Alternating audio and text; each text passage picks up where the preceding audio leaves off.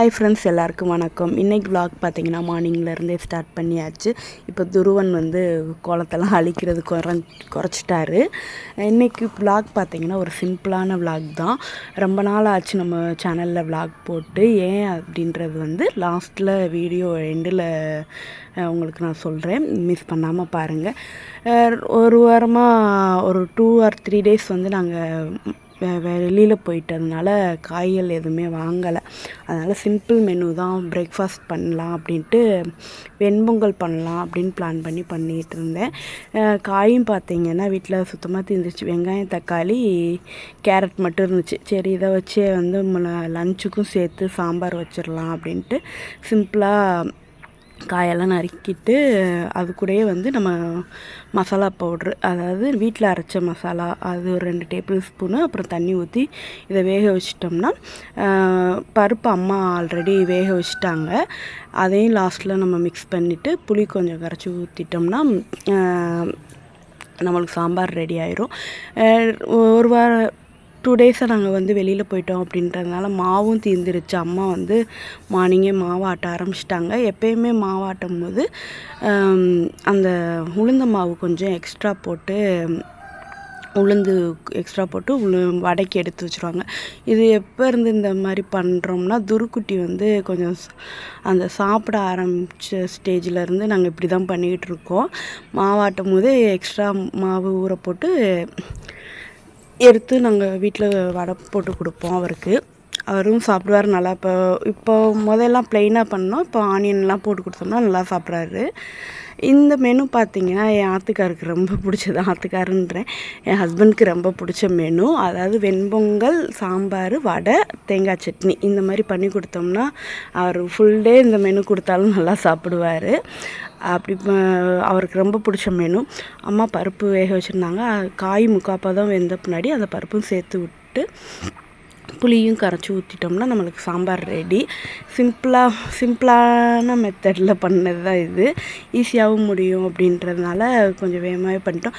துருக்கு சக்கரை பொங்கல் இப்போ ரீசெண்ட் டேஸில் கொஞ்சம் பிடிக்கிறதுனால நான் பருப்பும் அரிசியும் மட்டும்தான் வேக வச்சுருந்தேன், உப்பு கூட சேர்க்கலை. அதனால் தாளிப்பு லாஸ்ட்டாக தான் நெய்யில் நெய், ஜீரகம், மிளகு சேர்த்து அப்புறம் உப்பு சேர்த்து மிக்ஸ் பண்ணிக்கிட்டேன். நல்லா இருந்தது அன்றைக்கி பொங்கல். துரு சக்கரை பொங்கலில் அந்த கேஷ்யூ நட்டு இதெல்லாம் போட்டால் பிடிக்க மாட்டேங்குது. ஆனால் சக்கரை பொங்கல் விரும்பி சாப்பிட்றாரு. அதுக்காண்டி அந்த மாதிரி பண்ணியாச்சு. சாம்பாரும் தாளித்து விட்டேன். இது சக்கரை பொங்கலுக்கு கொஞ்சோண்டு எடுத்து வச்சுருந்தேன். அப்படியே சைட் பை சைடு நான் வடையும் போட ஆரம்பித்தாச்சு. எனக்கு பர்ஃபெக்டாலாம் வராது, ஏதோ ஓட்டை போட்டு அந்த உளுந்த வடை ஷேப்பில் போடுவேன். ஆனால் சின்ன சின்ன உருண்டையாக போடுறது என்ன ரீசன்னா, நான் சென்னையில் வேலை பார்த்தப்போ என் ஃப்ரெண்டு ஆந்திரா கடையில் கூப்பிட்டு போயிருந்தாங்க. அதுக்கு அங்கே குளு குளுன்னு சொல்லி ஒரு இதே ரெசிபி தான், ஒரு கார சட்னியோடு கொடுப்பாங்க. சூப்பராக இருக்கும். அந்த பழக்கத்துலேயே நான் அந்த சின்னதாக போடுவேன். அந்த மாதிரி போட்டு சாப்பிட்றது எனக்கு ரொம்ப பிடிக்கும். இந்த லன்ச் மெனு பிரேக்ஃபாஸ்ட் மெனு யாருக்கெல்லாம் பிடிக்கும் அப்படின்றத சொல்லுங்கள். என்ன தான் நம்ம பார்த்து செஞ்சாலும் எப்படி இருக்குதுன்னு போய் ஹஸ்பண்ட்கிட்ட கேட்டோம்னா, எங்கள் அம்மா செஞ்ச அளவுக்கு இல்லை அப்படின்வாரு. என் ஹஸ்பண்ட் அதோட ஒரு படி மேலே என்னென்னா, அவங்களோட அத்தை ஒருத்தவங்க இருக்காங்க, அவங்க பண்ண மாதிரி இல்லை அப்படின்றவாரு. எங்கள் அத்தை பண்ணது டேஸ்ட் அளவுக்கெல்லாம் வரல, ஓகே அப்படின்றவாரு. என்னோட வீடு பார்த்திங்கன்னா கிச்சன்லாம் சின்ன கிச்சன் தான். இது ஒரு 6 தலைமுறையாக அந்த வீடு இருக்குது. எங்கள் அப்பாவோட தாத்தா கட்டின வீடு. அங்கே தான் நாங்கள் இருக்கோம். பக்கத்துலேயே கோயில் வீடு இருக்குது. அதனால் எங்களுக்கு பாத்திரம் எல்லாமே விளக்குறது எல்லாமே வெளியில் தான் இருக்கும். நான் இப்போ ரீசெண்டாக என்ன பண்ணேன்னா, அம்மாவோட பழைய அவங்க கல்யாணத்துக்கு கொடுத்த பாத்திரம், அப்புறம் அவங்க வாங்கின பாத்திரங்கள்லாம் நிறைய பழசு யூஸ் பண்ணாமல் இருந்தது. அதெல்லாம் கொண்டு போய் மதுரை ஆனந்தாவில் போட்டு இது கெட்டில் வாங்கணும் அப்படின்னு ரொம்ப நாள் ஆசைப்பட்டுக்கிட்டு இருந்தேன். ஆசைன்னு சொல்லலை, ரொம்ப நாள் கெட்டில் வாங்கணும் அப்படின்ற ஒரு பிளான் இருந்தது. சரி, இந்த பாத்திரங்கள்லாம் வேஸ்ட்டாக தான் கிடக்கு, இதை கொண்டு போய் கொடுத்துட்டு நம்ம கெட்டில் வாங்கலாம் அப்படின்னு பிளான் பண்ணி போனது. ப்ரெஸ்டீஜில் 1.5 லிட்டர் வாங்கினேன். எம்ஆர்பி பார்த்திங்கன்னா 1400 போட்டிருப்பாங்க, 400 சம்திங். ஆனால் அங்கே ஆனந்தாவில் பார்த்திங்கன்னா 700 தான் வந்தது. இதோட 1 லிட்டர் பார்த்திங்கன்னா 1200 சம்திங் சொன்னாங்க. ஏன் அப்படின்னு கேட்டதுக்கு, அது சின்னதுனால ட்ராவலுக்கு ஈஸியாக எடுத்துகிட்டு போயிடலாம், அதனால சின்ன சைஸ் எப்போயுமே ரேட் அதிகம் அப்படின்னாங்க. அவங்களோட ப்ராண்டும் வச்சுருந்தாங்க ஆனந்தா. எனக்கு வந்து ப்ரெஸ்டீஜ் வாங்கிக்கலாம் அப்படின்னு பிளான் பண்ணி தான் வாங்கினேன். இது வந்து எனக்கு 2 or 3 இயர்ஸ் வந்து வாரண்ட்டி கொடுத்துருந்தாங்க. அதனாலேயே நான் வந்து இந்த இதை எடுத்துக்கிட்டு சூஸ் பண்ணேன். நெக்ஸ்ட்டு டெலிவரிக்கும் நம்ம ஹாஸ்பிட்டல் போகும்போது கெட்டில் வேணும் அப்படின்றதுனால தான் மெயினாக நான் கெட்டில் வாங்கினதே. அடுத்து வந்து நான் இன்னொன்று வாங்கினது என்னென்னா, அந்த இட்லி சட்டி ரொம்ப நாள் நான் பார்த்துட்டு இருந்தது. இதில் ஆனால் ஆக்சுவலாக வந்து அந்த மினி இட்லி நான் எதிர்பார்த்து போனது பிளேட்டு, மினி இட்லி பிளேட்டு கிடைக்கல. ஏன்னா நான் போன டைம் வந்து பார்த்திங்கன்னா அந்த மினி இட்லியோட வர காம்போ வந்து ஸ்டாக் இல்லை அப்படின்னு சொல்லிட்டாங்க. எனக்கு ஒரு 10 இட்லி வேகிற மாதிரி ஒரு சட்டியும், அப்புறம் புட்டு அந்த மாதிரி இதுங்கள்லாம் வேக வைக்கிறதுக்கு, இடியாப்பம் இதுகள்லாம் வேக வைக்கிறதுக்கு ஒரு பிளேட்டும் 2 பிளேட் இருந்தது. எனக்கு மினி இட்லி தான் மிஸ் ஆயிடுச்சு, மினி இட்லி தட்டு. பட் ஆனால் அதை தனியாக வாங்கிக்கலாம் அப்படின்னு பிளான் இருக்குது. அது எப்போ வாங்குறேன்னு தெரியலை, வாங்கினேன்னா காட்டுறேன். துருவன் வந்து இப்போ வந்து எந்த பார்சல் வந்தாலுமே அவர் தான் எக்ஸைட் ஆகி எல்லா பார்சலுமே அவர் தான் பிரிக்கணும் அப்படின்ற ஒரு இதில் இருக்கார். அது சின்ன குழந்தைங்களுக்கே உள்ள வழக்கம் தானே. நம்மளாம் எனக்கெல்லாம் சின்ன வயசில் இந்த ட்ரெஸ்ஸு, அப்புறம் அம்மா மதுரை போயிட்டு வந்தாங்களோ இல்லை எங்கேயாவது போயிட்டு வந்தாங்கன்னா நான் தான் எல்லாத்தையுமே பிரிப்பேன். அதே மாதிரி இப்போ துருக்குட்டியும் வந்து எது பார்சல் வாங்கினாலோ இல்லை ஏதாவது நம்ம இப்போ காய் வாங்கிட்டு வந்தாலோ நம்ம ஊருக்கு போயிட்டு வந்தாலும் அவர் தான் எல்லாத்தையுமே எடுத்து வைக்கிறது, அவர் தான் பிரிக்கிறது, அந்த மாதிரி சேட்டை பண்ணுறாரு. துருவன் பிறந்ததுலேருந்து இந்த குளியல் பவுட்ரு நான் யூஸ் பண்ணிகிட்ருக்கேன். ரொம்பவுமே இன்னும் சூப்பராக இருக்குது. அதே தான் இன்னும் கண்டினியூ பண்ணிக்கிட்டே இருக்கேன். அப்பப்போ மட்டும் பிரேக் விட்ட மாதிரி போக சான்ஸ் இல்லை அப்படின்றதுனால போக முடியாத நேரங்களில் வாங்க முடியலை. இந்த டைம் பிளான் பண்ணி அதுவும் வாங்கிட்டு வந்துட்டேன். நெக்ஸ்ட்டு வந்து நம்ம செக்கப் போகும்போது இதை அரைச்சிக்கலாம் அப்படின்ட்டு. ஏன்னா மதுரையில் தான் மிஷின் இருக்குது. எங்கள் ஊர் பக்கத்தில் வந்து ஒன்லி மசாலா அப்புறம் கோதுமை இதுங்க தான் அரைக்கிற மிஷின் இருக்குது. குளியல் பவுட்ரோ சீயக்காய் பவுட்ரோ அரைக்கிற மிஷின் இல்லை. சரி போகும்போது நம்ம அரைச்சிக்கலாம் அப்படின்னு தான் காய வச்சுருந்தேன். நாங்கள் சின்ன வயசாக இருக்கும்போது ஸ்கூல் லீவு அப்படின்னும் போது பெரியம்மா வீட்டுக்கு தான் போவோம். அங்கே பார்த்திங்கன்னா எங்களுக்கு வந்து சோப்பு ஷாம்பெல்லாம் இருக்காது. அவங்க என்ன யூஸ் பண்ணுவாங்கன்னா, எங்கள் பெரியம்மா யூஸ் பண்ணுறது வந்து பார்த்திங்கன்னா கடலை மாவும் பைத்த மாவும், அந்த பாசிப்பருப்பு மாவும் தான் எங்களுக்கு யூஸ் பண்ணுவாங்க.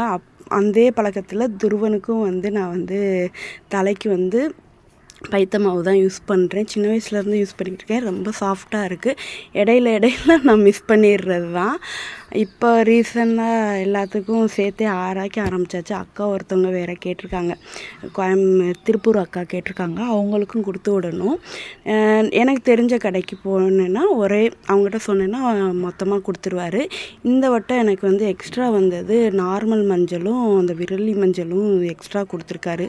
அது ஏன் கொடுத்துருக்காருன்றது எனக்கு தெரியலை. போன முறை வந்து இந்த நலங்கு மாவு அரைக்கும் போது மறிக்கொழுந்து சேர்க்கலை.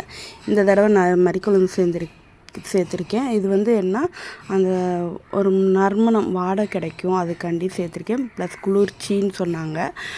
இது கூட வந்து பாதாம் பருப்பு சேர்ப்பேன், ஒரு 10-15 சேர்ப்பேன். 2 பைத்த மாவு ஊற வச்சுருப்பேன், 1 காய வச்சுருப்பேன். ஒன்று வந்து தலைக்கு, அதான் ஷாம்பு யூஸ் பண்ணுறதில்ல. இவனுக்கு துருவுக்கு வந்து பைத்த மாவு தான் யூஸ் பண்ணுறேன். இன்னொன்று வந்து ஃபேஸுக்கு. துரு இப்போல்லாம் ஏதாவது கேட்டார்னா அதை வாங்குகிற வரைக்கும் அடம் பிடிப்பார்.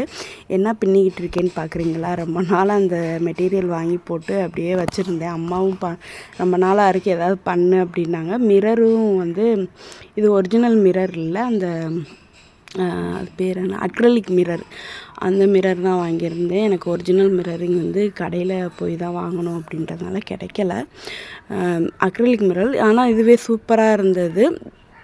இந்த வால் ஹேங்கிங் தான் பண்ணிகிட்டு இருந்தேன். ஒரு 3 டேஸாக ஸ்டார்ட் பண்ணேன்.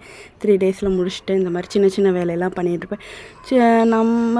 நான் வந்து ஒர்க் பண்ணும் போதெல்லாம் எனக்கு இது டைம் கிடைக்காது. ஆனால் பார்த்துருக்கேன், இந்த மாதிரி சின்ன சின்ன ஒர்க்கெல்லாம் பண்ணுவேன். இப்போ டைம் கிடைக்கிறதுனால பண்ணிக்கிட்டு இருக்கேன். இந்த பொங்கல் சீசனில் இந்த மொச்சப்பயிறு யாருக்கெல்லாம் பிடிக்கும்? இந்த மாதிரி வேக வச்சு சாப்பிட்ருக்கீங்களா? என்னன்னு எனக்கு சொல்லுங்கள். எங்களோட சின்ன வயசுலேருந்து இது எங்களோட ஃபேவரட் ஸ்நாக்ஸ் மாதிரி. எப்படின்னா, நல்ல மொச்சப்பயிரெலாம் எடுத்து உப்பு போட்டு வேக வச்சோம்னா அதை வெந்துடும். அதை அப்படியே நம்ம உரித்து வேக வைக்கிறத விட இது சூப்பராக இருக்கும். காலையிலேயே வந்து நான் பொங்கல் எடுத்து வச்சுருந்தேன்னு சொன்னேன்ல, அதை வந்து துருவனுக்கு வந்து இந்த மாதிரி பாகு காய்ச்சி நம்ம தாளித்து கொடுத்தோம்னா அவர் சாப்பிட்டுக்குருவார். ஆனால் அந்த நட்ஸ் எல்லாம் சாப்பிட மாட்டார், அதெல்லாம் எடுத்து கொடுத்துருவார். இருந்தாலும் அந்த டேஸ்ட் நெய் ஊற்றினோம்னா நல்லாயிருக்கும் அப்படின்றதுனால நெய் சேர்த்துருவேன். அவருக்கு வந்து நெய்யை வந்து தனியாக சாதத்தில், சுடு சாதத்தில் அந்த மாதிரிலாம் போட்டு கொடுத்தோம்னா சாப்பிட மாட்டார். இந்த மாதிரி நம்ம கொடுத்தோம்னா சாப்பிட்டுக்குருவார். ஈவினிங் டைம் ஆயிடுச்சு அப்படின்றதுனால இதை பண்ணி கொடுத்தோம்னா, ஸ்நாக்ஸ் மாதிரி கொடுத்தோம்னாலும் அவர் சாப்பிட்டுக்குருவார் விரும்பி. ஈவினிங் எங்களுக்கு வந்து அதான் தண்ணி வர ஆரம்பிச்சிடும். எங்களோட சைடு இந்த வந்து ஒரு நாள் விட்டு ஒரு நாள் வரும். அப்படி தண்ணி வரவும் ஆரம்பிச்சிருச்சு. இதெல்லாம் பண்ணி முடிக்கும் போதே துருவனை சாப்பிட வச்சுட்டு நம்ம காலையிலேருந்து சமைச்ச பாத்திரமெல்லாம் முறையாக ஈவினிங் விளக்குறதுக்கு ரெடி பண்ணி வச்சுட்டேன். ஏன் இப்போ நம்ம ரீசெண்டாக வந்து கொஞ்சம் நம்ம வீடியோஸ் வரல அப்படின்றதுக்கு காரணம் இதுதாங்க. இந்த மாதிரி ஒரு எங்கள் வீட்டுக்கு பின்னாடியே ஒரு 3 பேர் வீடு கட்டிக்கிட்டு இருக்கிறதுனால மாற்றி மாற்றி நடக்கிற சவுண்டு கேட்கும். அப்படின்றதுனால என்னால் பேச முடியலை. வாய்ஸ் ஓவரோ இல்லை டைரெக்டாக பேசுகிறதுக்கும் முடியலை. அதனால தான் கொஞ்சம் டிலே ஆயிடுச்சு. நம்ம வேக வச்சுருந்த பயிரும் வெந்துருச்சு. நான் ஒரு காஃபி லவ்வர். யாருக்கெல்லாம் காஃபி பிடிக்கும்னு சொல்லுங்கள். இதுக்கு காரணம் வந்து எங்கள் அத்தை தான், அப்பாவோட தங்கச்சி. அவங்க என்னன்னா அதாவது இன்ஸ்டன்ட் காஃபியோட ஃபில்ட்ரு காஃபி ரொம்ப சூப்பராக போடுவாங்க. இன்ஸ்டன்ட் காஃபி அவங்க வீட்டில் இருக்காது, மேக்ஸிமம் ஃபில்ட்ரு காஃபி தான். அந்த ஆசையில் தான் வாங்கிட்டு வந்தேன். பட் ஆனால் எனக்கு போட தெரியல, சொதப்பிருச்சு. அவங்களோட காஃபி எனக்கு ரொம்ப பிடிக்கும். எங்கள் அத்தை எப்படி ஃபில்டர் காஃபி மேக் பண்ணுவாங்கன்னா, அந்த காஃபி பீட்ஸ் எல்லாம் இருக்குல்ல, அதை வாங்கிட்டு வந்து வீட்டிலையே வறுத்து அவங்களே டைரெக்டாக கொண்டு போய் மிஷினில் அரைச்சி கொண்டு வந்து ஸ்டாக் பண்ணுவாங்க. அதோட டேஸ்ட் அல்டிமேட்டாக இருக்குங்க, சூப்பராக இருக்கும். அப்படி பழகுனதுனால தான் எனக்கு காஃபி ரொம்ப அடிக்ட்டு. நான் மிட் நைட்டில் எனக்கு எழுப்பி காஃபி கொடுத்தாலுமே நான் குடிப்பேன். அந்த மாதிரி எனக்கு பிடிக்கும். அதோட ஞாபகத்தில் தான் அன்றைக்கி ஆனந்தா போயிருந்தப்போ வாங்கிட்டு வந்திருந்தது. பட் ஆனால் கொஞ்சம் போட தெரியாமல் தண்ணியாக போட்டு சொதப்பலாயிடுச்சு. இந்த விலாக் இதோட முடிச்சுக்கிறேன். இன்னொரு இன்ட்ரெஸ்டிங்கான விலாகில் உங்களை நான் மறுபடியும் சந்திக்கிறேன். இந்த விலாக் பிடிச்சிருக்குன்னு தோணுச்சுன்னா லைக் பண்ணுங்கள், ஷேர் பண்ணுங்கள், சப்ஸ்கிரைப் பண்ணுங்கள். தேங்க்யூ ஃபார் வாட்சிங்.